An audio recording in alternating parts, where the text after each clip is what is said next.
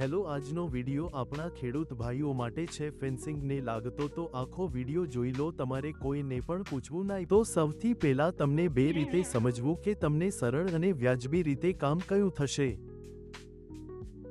તમે જાતે જ માલ લ્યો એન મજૂરી કામ આપી દ્યો। 2. સંપૂર્ણ કામ માલ સાથે આપી દો।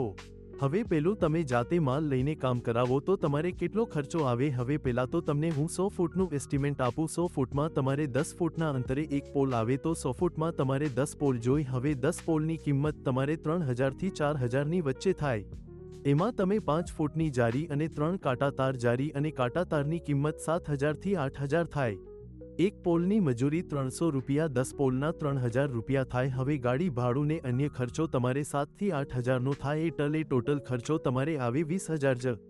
હવે પાર્ટ 2 જોવા માટે આપણી ચેનલને સબસ્ક્રાઇબ કરી લો અને નીચે પાર્ટ 2 ની લિંક છે તો જોઈ લો માલ સહિત કામ કેટલા ખર્ચમાં થાય।